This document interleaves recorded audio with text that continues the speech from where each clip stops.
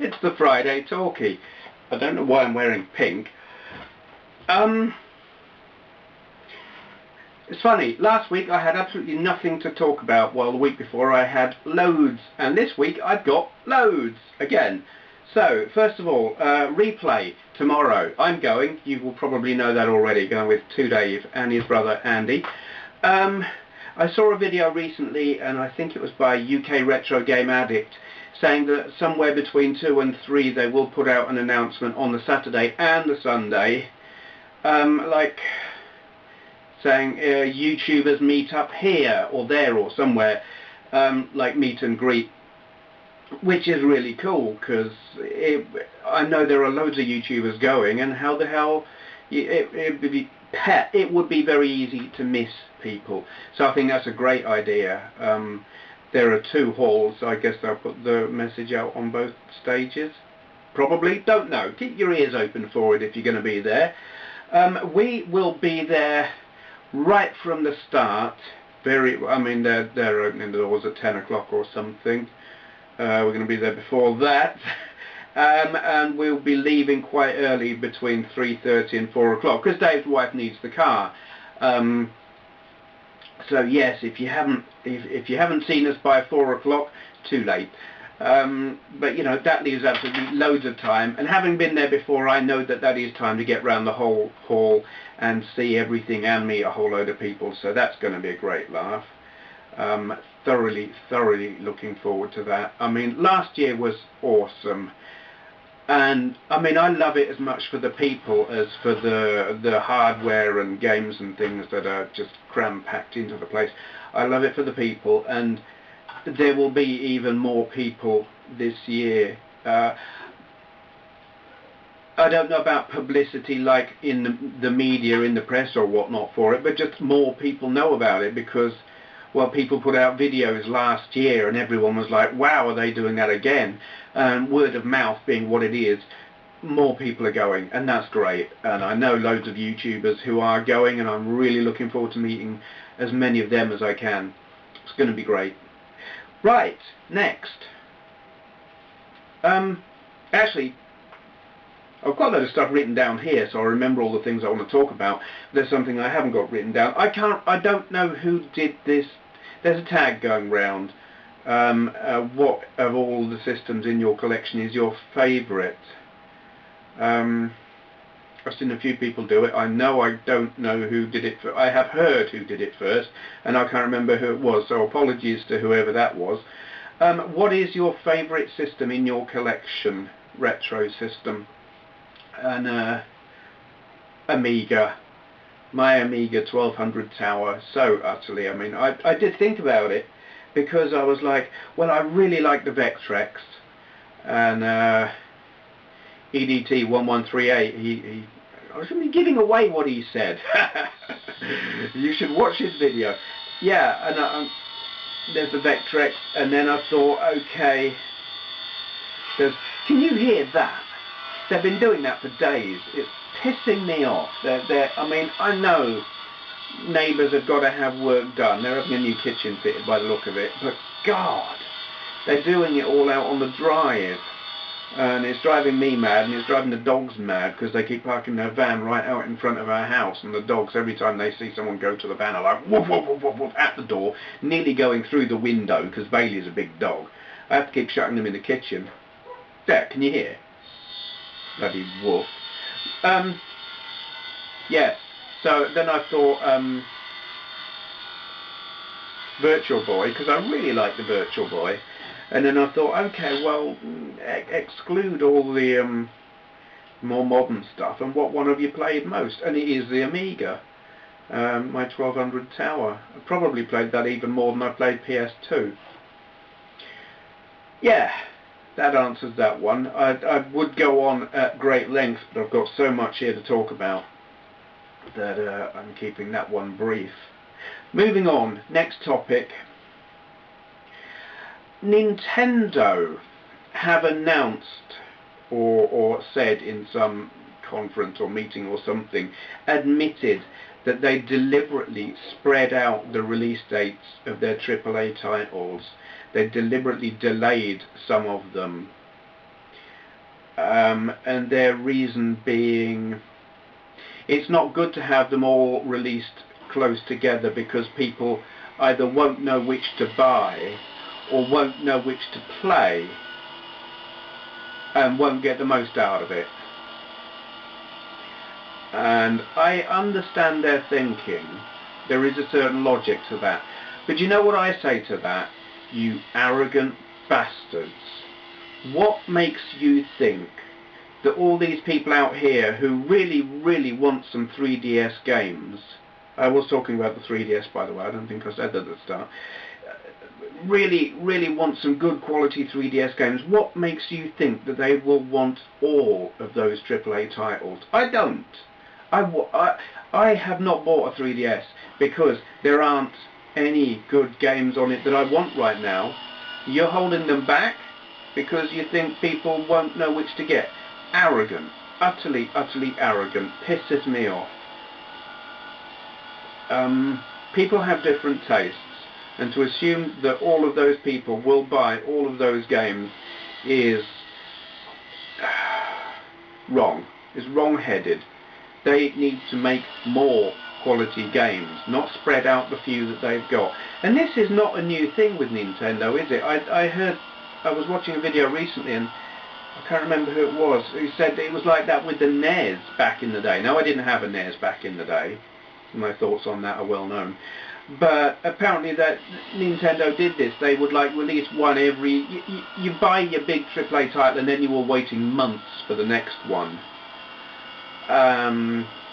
And it seemed to be a bit like that with the SNES as well. I did have one of those, and there were big gaps in between releases, and it was pissy because all the third-party stuff was and still is shite. I mean, God, look at the Wii. No, I think they are getting that wrong. I think it's incredibly arrogant of them, and I wish they'd sort it out. But Nintendo, being the kind of company they are, I'm pretty sure they won't sort it out because they think they know best. Ho-hum. Okay, next subject. I got a new ISP. Yay. Some of you will have noticed yesterday I put up a bulletin saying there will be no video because we're swapping ISP today and I've got no broadband, and I was doing that via my mobile dongle. Can you hear me over there? I'm going to sit closer. It's really, really, really ticking me off. There. There, maybe I should talk here. How's that? Yeah, got a new ISP. I was with Orange. I don't want to get sued for slander or whatnot, but I've got to tell you, Orange were crap. Absolutely unbelievably crap. 3 months ago they were great. We had rock solid connection. It never went down. We never had a problem. Speed was mediocre. We were getting about 2 megabits per second, but it was stable. And then all of a sudden it just went to hell, and it was disconnecting repeatedly throughout the day, and then come evening time it would slow to a crawl. Couldn't watch videos, you know, it would take like a minute for a web page to load. And this was happening every night, and it was just crap. So Andrea in the end decided, no, sod this, we're going to change. And she phoned them up to get the MAC address, because you have that's all you have to do. You don't even have to tell them we're moving, you just ask for your MAC address. And this is how bloody arrogant they are, and crap. She said, I want my MAC address, and they said, oh, why do you want that? And she said, no, I just want my MAC address. Are you having problems? I want my MAC address.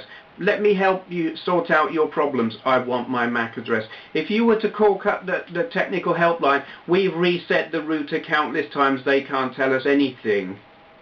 I want my MAC address. Have you thought about changing your filters? There's nothing wrong with the filters. I want my MAC address. They would not. She had, I mean, she wasn't screaming at them. But I was in the room and I heard the conversation. And they were being so completely bloody evasive. They have to give you your MAC address by law. And they were really trying so hard not to. Shite. If you're with Orange, move. If you're thinking of going with Orange, don't. So yes, we're with BT now. The logic there being, BT control the phone lines. BT are the ISP. With Orange, when things went wrong, they blamed BT because BT owned the phone lines. Well, who are BT going to blame if it goes wrong? Because they own the phone lines. So yeah, they sent us out the router. It arrived yesterday morning.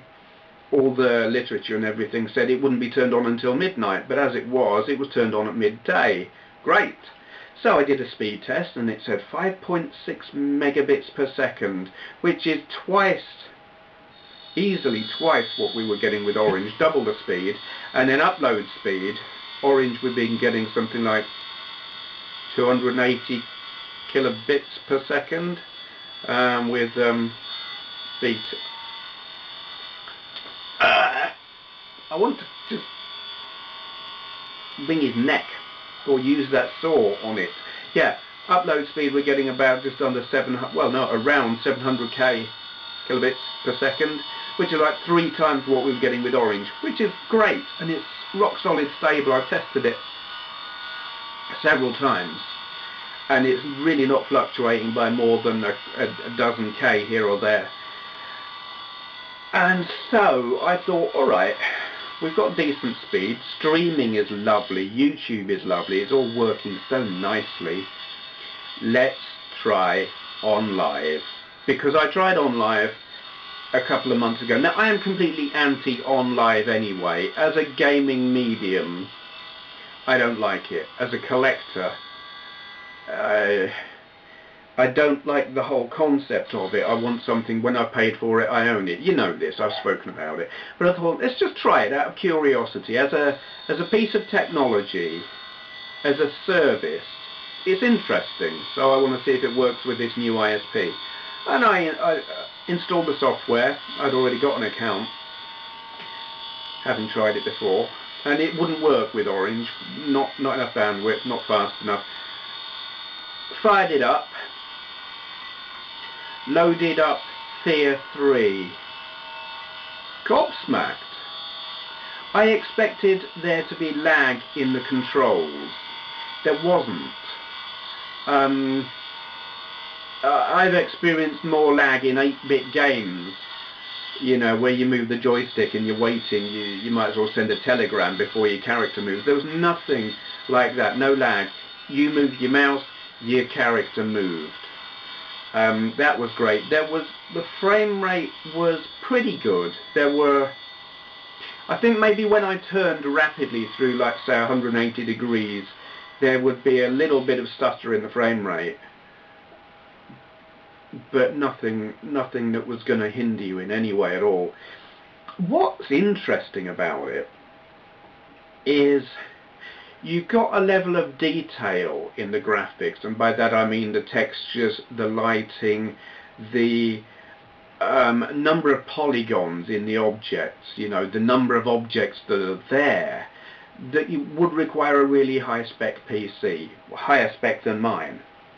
And that aspect of it is impressive, but the actual image quality is very far from high definition. It's like playing a very high-spec game on a very high-spec computer and having it plugged into a television, a cathode ray tube television from about 20 years ago. It's weird, it's fuzzy, it's not blocky. You know how you'll watch a highly compressed piece of video, or say something on a Saturn or a PS1, and you've got all the blockiness. It's not like that.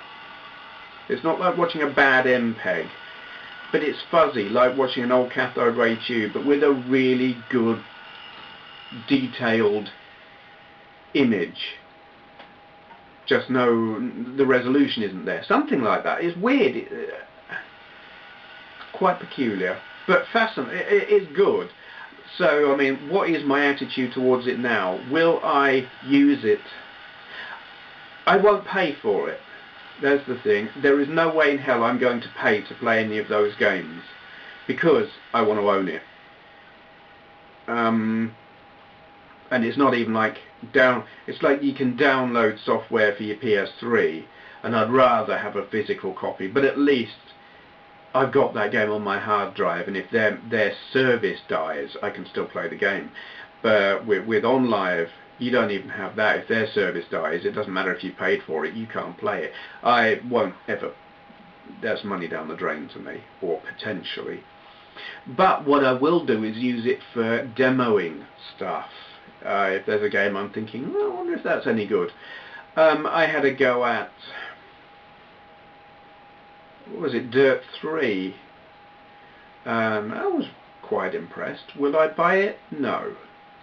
But it was fun to have a go on. And it, you know, the demo, well, that particular demo was like 30 minutes, and that, actually on that particular game, I think I wasted 10 minutes just trying to get to the game, because they had this whole run-up where this guy and this woman were talking to you, and I'm like, forget that, let me get to the race. But once I got through all of that, I still had about 20 minutes of gameplay.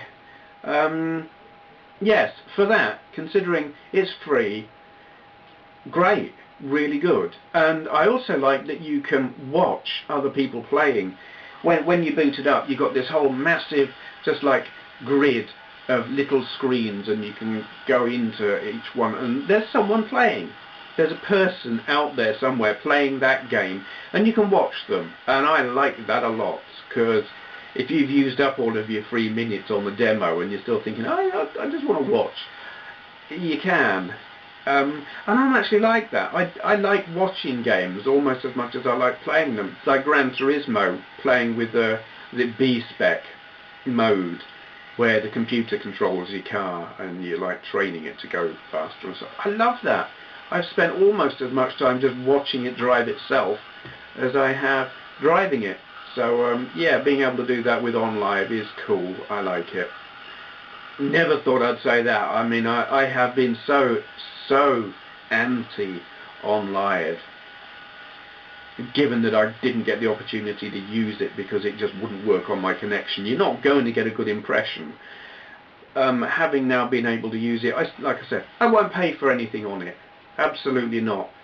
But as a way of demoing games, yeah, it serves a purpose. I don't know how they can financially, I don't know how their business model works, because I mean, each of those games, you've got to have a pretty brutal PC to run some of these games, and there are thousands of people playing. How many computers have they got there? Or have they got like some massive supercomputer or supercomputers that are running these things multitasking? I don't know. I don't know how they afford it. And then the bandwidth, my God. But I mean, I suppose YouTube have shown that massive bandwidth isn't a hurdle if you've got a good business model somehow. I don't know. I don't know how they do it. Anyway, moving on. Let me pause for a minute. Okay, had to change SD cards. That one was full. Next topic is, it's actually 3 topics in one, kind of, or 3 that blur into each other. I will start at the start, and this is one of those difficult topics that might be a little bit controversial, might be a little edgy.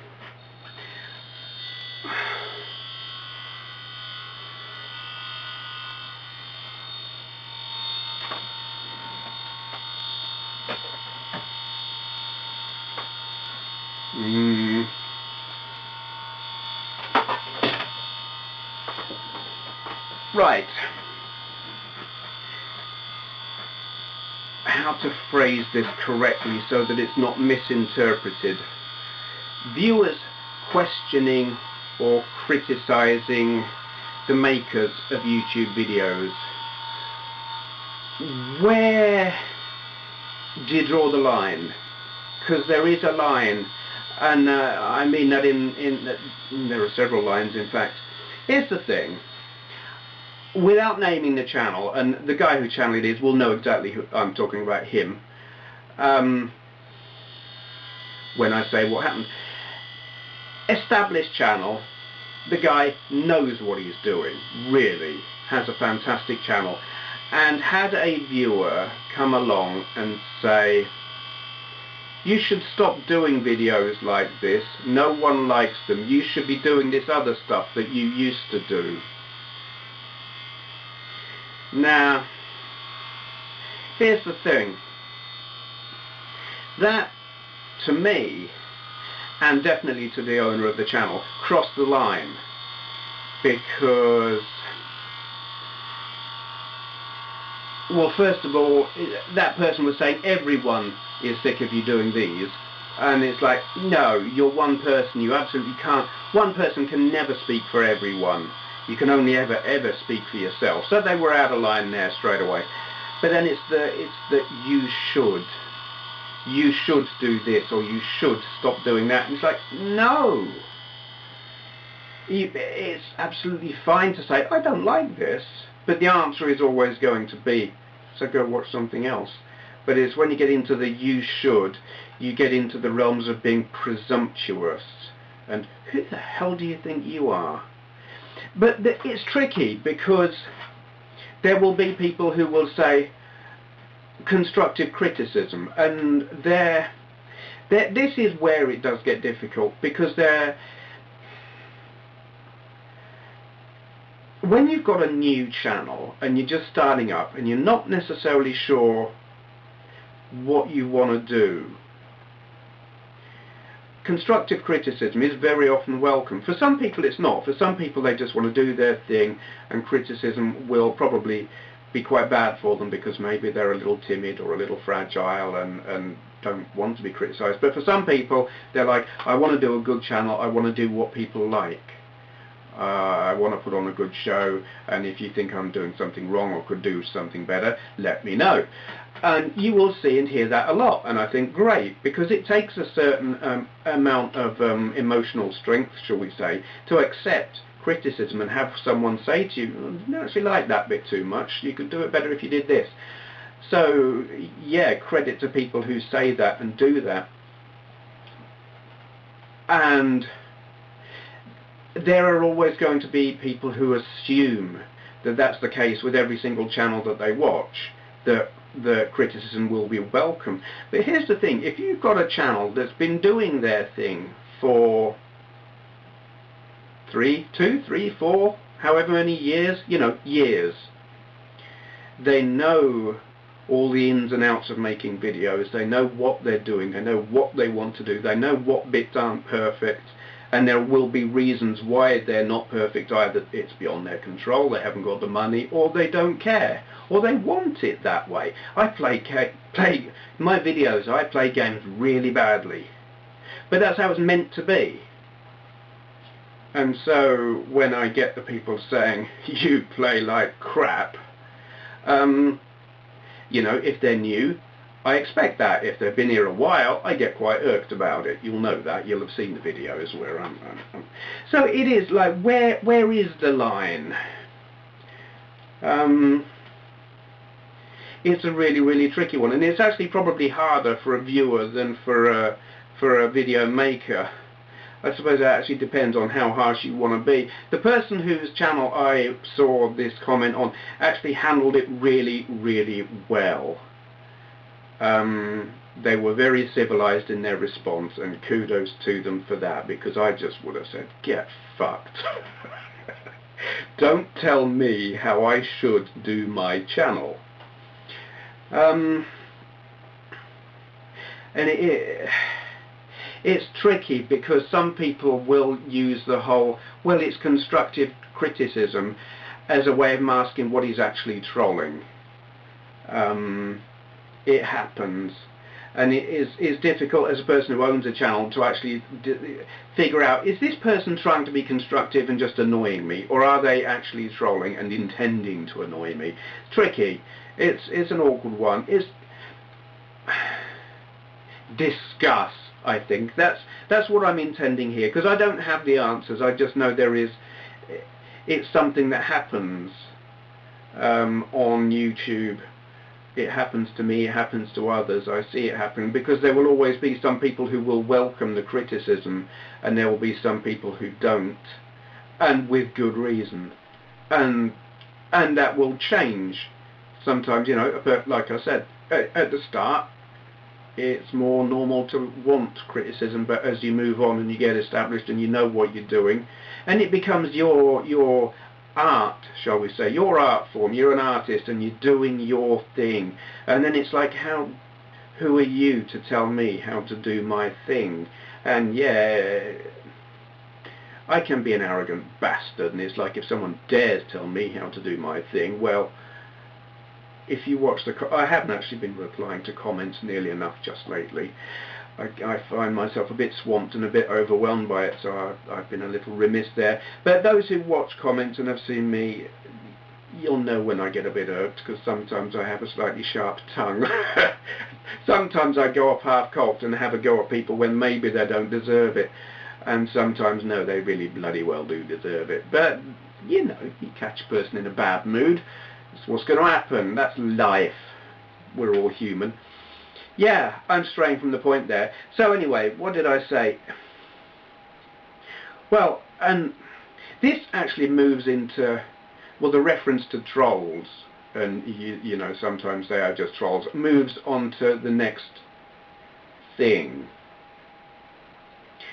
I watched a video recently, a very interesting video, in fact 2 videos, by Lawn Boys Post 1975, who was asking, do you think YouTube really aren't living up to their responsibilities in terms of dealing with people who are abusive? And I mean, not just your common or garden troll who's leaving the odd little twattish comments, but, you know, really abusive, stalkerish types. Yeah, I've had a couple of them. And do YouTube do enough? And I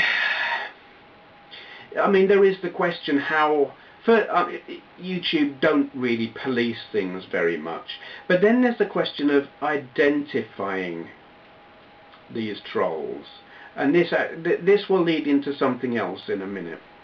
The thing that is frustrating is, I have had the odd channel shut down where someone has been abusing me and it's been clearly hate, you know, hate promoting or hateful video aimed at me, and I have contacted YouTube and that channel has been shut down.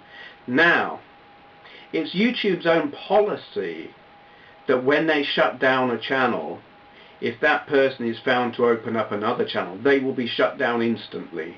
That's their policy. Once you're banned, you're banned. You can't ever come back.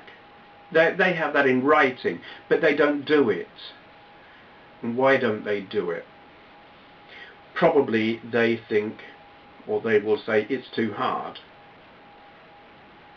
How can we know if that person is the same as that person is the same as that person? A person's got multiple channels. Well, they actually could. I was reading New Scientist this week, and I don't know which week's New Scientist it was, because they all tend to pile up and I just grab one out of the pile. But anyway, it was talking about this technology, and in fact there are 2 technologies.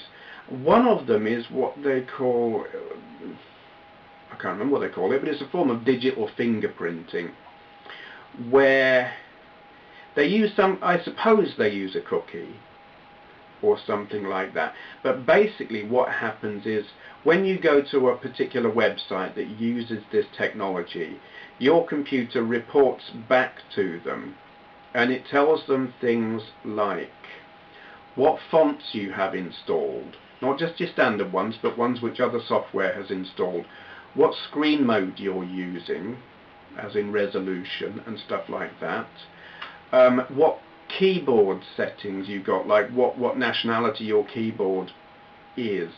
Is it English American? Is it American American? Is it Brazilian? Is it Russian? What language you've got your computer set to.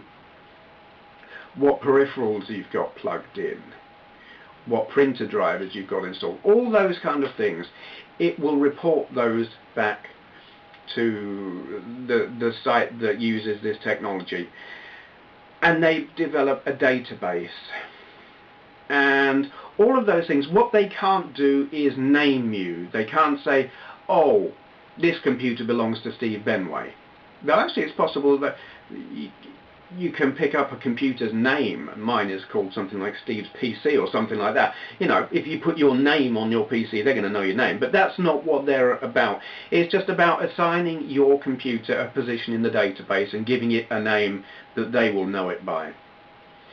And any site that you go to that uses this technology will know you by that name. And if you've done fraudulent shit, they will know. If you're trying to buy stuff with a credit card and you've ripped someone off somewhere, they will block you. They'll say, no, don't want to know you. It's in use already. It's very effective. It is apparently 99.5% accurate. Some things will change. You know, you might install new fonts, you might change your screen mode, something like that, but generally something like that won't throw it off, because all of these, when you take all of the different things on your computer and put them together, it's kind of like a fingerprint. The chances of another computer having exactly the same things as you are very, very, very slim.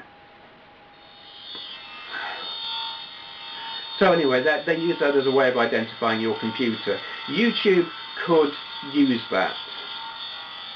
So if twat number 1 here is caught being an abusive bastard, gets shut down, opens up channel here, they should be able to tell that that is the same person and shut them down.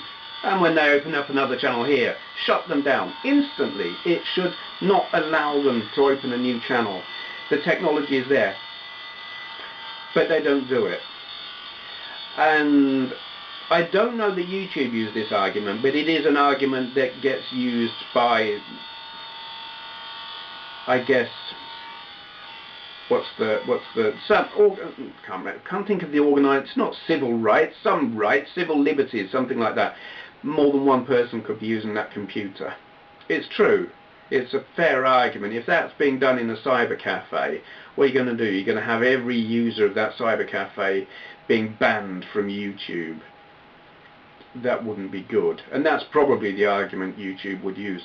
But there is another technology, and I can't remember what this is called either. And this is new, but it's improving. It will probably be in general use within a year or two, where using a very, very clever algorithm, the computer program recognizes the writing style of a person, analyzing assorted bits. I mean, they used something like this actually when analyzing emails of some, was it government thing or something like that. It was a great big balls up, some company or government department or something, and they went through all of the emails using this software. Was it one of the banks? Was it Enron? I think it was Enron. And they used this software to identify the people and who was talking to who and who knew what about who, because they weren't actually using names on them, or they were using multiple names, but it was the same person. And they were able to identify the people through the writing style. And it's quite effective, but it takes time to train it. Well, comments, there are thousands and thousands and thousands, and trolls have a tendency to write a lot. When this technology is developed and improves, I think it would be possible for them to identify a returning troll, a banned troll who's returning. When they start writing the same old shit, yeah.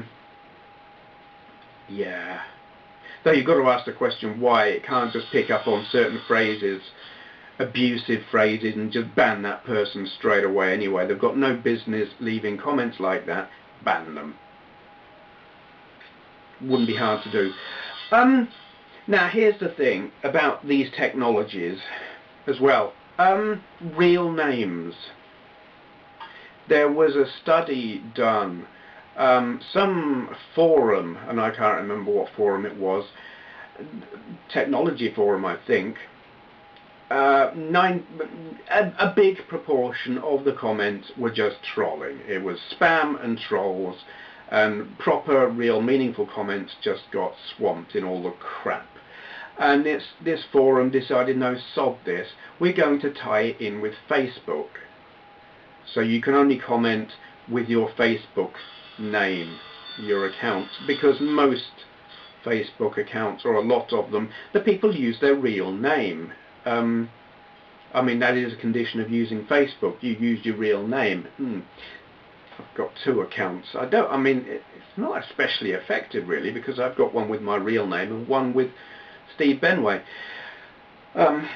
Please don't shut me down, Facebook. Yeah, but I mean, even then, how easy is it to open up multiple accounts? Don't know. But anyway, they found that when using Facebook, so that people became more identifiable, the trolling disappeared almost completely, but also the number of comments slumped, like real comments. It slumped because I guess people feel they censor themselves when you know people are watching and they know who you are, and there might be a backlash or repercussions or consequences of saying something controversial. People censor themselves, and that's not a good thing. So it's like you got a bit of a trade going on there when it comes to real world identities and whatnot being used on the internet. And it's a question that is being asked now: should people be allowed to use pseudonyms? Now, I mean, Steve Benway is a pseudonym, but here I am. I'm looking you in the eye. It's funny, you look like a minotaur, a robot minotaur, kind of silver. Anyway, so yeah, this might not be my real name, though there are those of you who know what it is, because my real name was unveiled and I didn't do anything to try and hide it. But that's by the by. But you know, YouTube, if people are sitting in front of the camera, you might not know the name, but you know who they are to a degree. You can generally tell if someone's fake, or actually one of the funniest troll things that gets hurled at me is all those people, if only they knew what a fake you are. I get told that by a particular person on a fairly regular basis, and it makes me laugh so much. Fake. Yeah, okay. Third SD card. I only have 2. I was dumping them. Yes, what was I saying?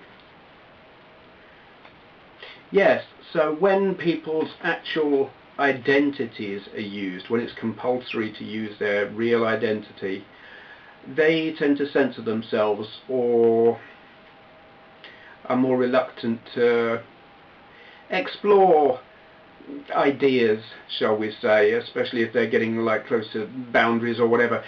And this is that could be seen as a bad thing, and it can go a whole lot further than that. I think it is North Korea where, and it's damned hard to get onto the internet in North Korea anyway. I think there's probably only like one ISP or whatever. It's all state controlled. Everything is state controlled. To get on the internet in North Korea, you have to identify yourself or be registered online with your state ID. So anything you write on the interwebs, using whatever, be it a social network or if you build a website, anything, you are identified. The government there, or the secret police, or whatever they've got, security forces, can read whatever you've written, and if they don't like it, they can come and have a word, and well, maybe you'll disappear or something. So you've got to ask yourself, how much privacy do you want to give up? And is it our choice anyway? You know, there is the whole vote with your, well, it's not with your wallet. You know, there are the sites where if you've got to use your Facebook ID or something like that, you don't want to do that, you don't do that. But at what point are governments going to take control and say, yeah, well, we're going to use this digital fingerprinting and you're going to be identified whether you like it or not? It's a worry. So I mean, yes, you have got the whole YouTube isn't policing itself very well, and really I wish they would do more to deal with repeat offenders, repeat assholes who just their whole existence on YouTube is to upset people. I wish they would do something about that. But when sites like YouTube start using the technology that is available to them, how far down the line can it go before you say goodbye to all of your freedoms, you say goodbye to your anonymity, you say goodbye to the ability to say, my government fucking sucks and I wish they'd piss right off because they don't know what they're doing. When do you lose the ability to say that and then not be worried when you hear a knock on the door? Because it's not far, it's not far from one to the other, you know. The technology is there. Do you let them use it?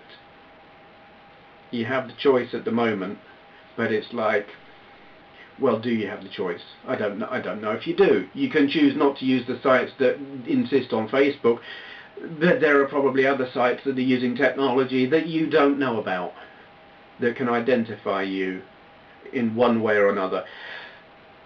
It's something to think about. I don't know what the answers are.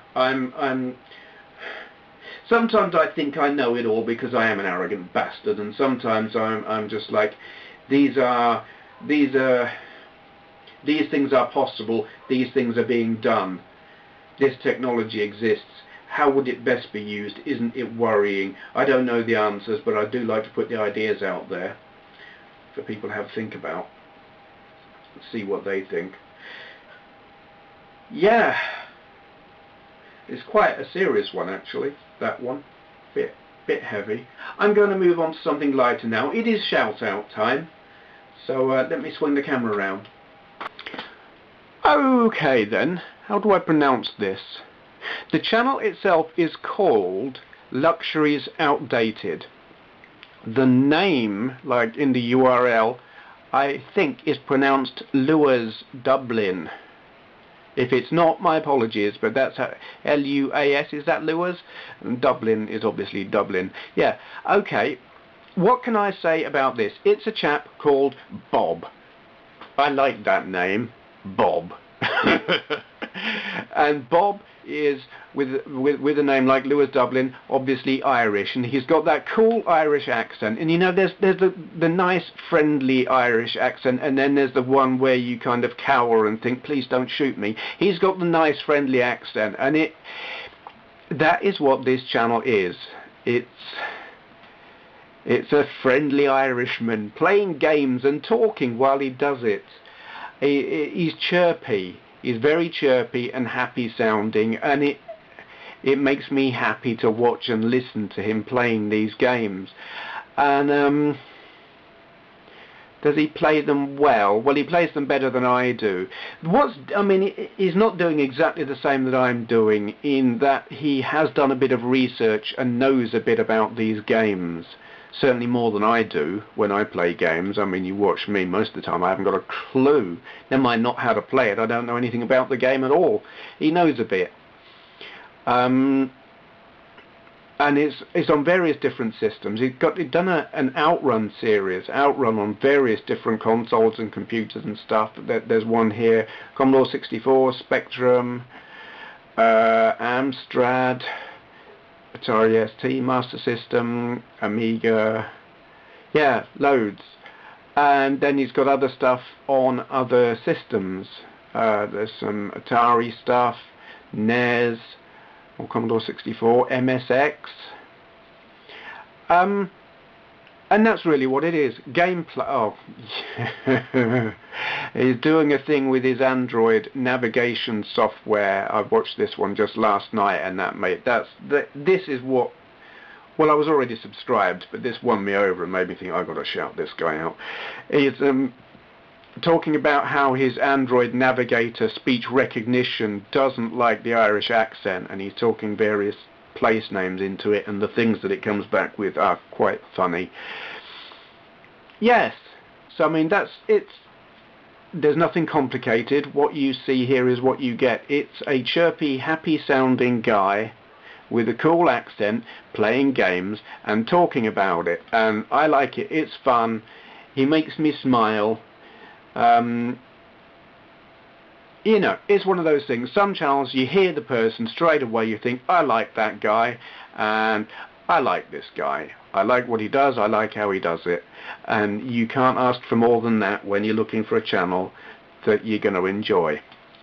So that is Luxury's Outdated, Lures Dublin, link down there. Yes, that way, down there thing. Rambling now, turning camera around. I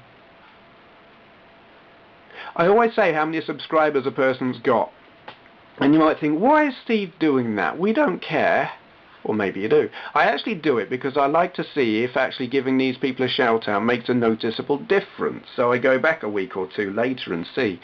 So Bob has got 27 subscribers at the moment. Let's see if that changes. I am finding actually that I won't say I'm doing him a disservice. Doing shout-outs on channels when I've done a bloody long video, which this one will be, they stand less chance of getting noticed than when I shout someone out when I've done a short Friday Talkie. And maybe I should shout them out at the start of the video instead of the end. I don't know. It's just how I do things. But anyway, he's on 27 subscribers at the moment. I enjoy his channel. I highly recommend checking him out. Subscribe if you like him and his stuff. That's the thing. None of that Steve shouted him out, I'd better subscribe. Don't do that. Just subscribe if you like it and you're going to watch, because that's what matters in the end. Lures Dublin. Closing comments. Ain't that bloody typical? They've stopped now. I'm right at the end, more or less finished, and they've stopped. I'm looking up there, which is stupid because they're actually down there. Yeah, I should pick the camera up and show you, but I can't be bothered. Coming up. Well, I'm nearly out of Atari 8-bit games now. I had a whole load of them recorded, and I've shown you almost all of them. I think I've got one, maybe two left. I think it's only one. I'm going to be recording some more Amstrad stuff.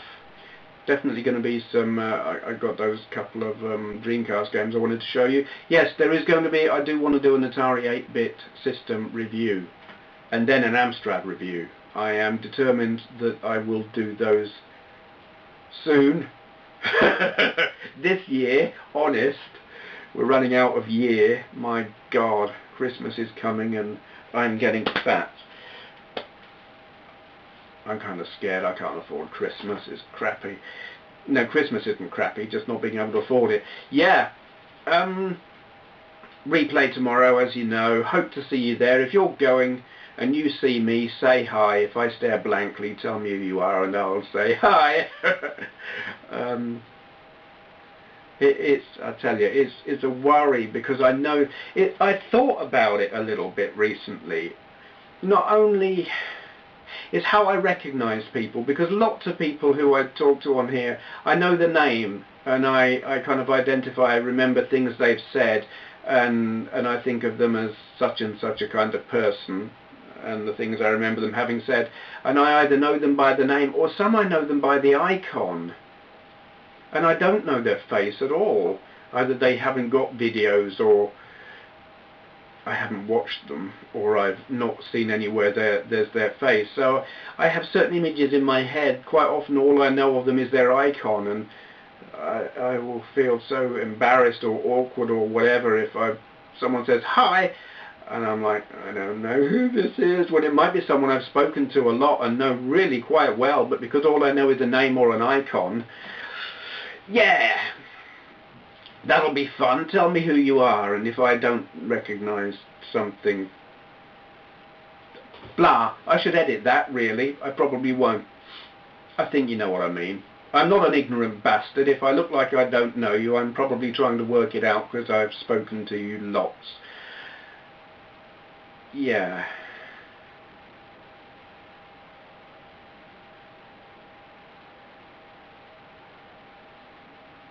hear dogs barking. I'm trying to think if there's anything else I can tell you. I don't think there is. So many good tags on there at the moment that I wanted to respond to, but it's like I've been going on for ages now, so I'm going to shut up. Thank you for watching.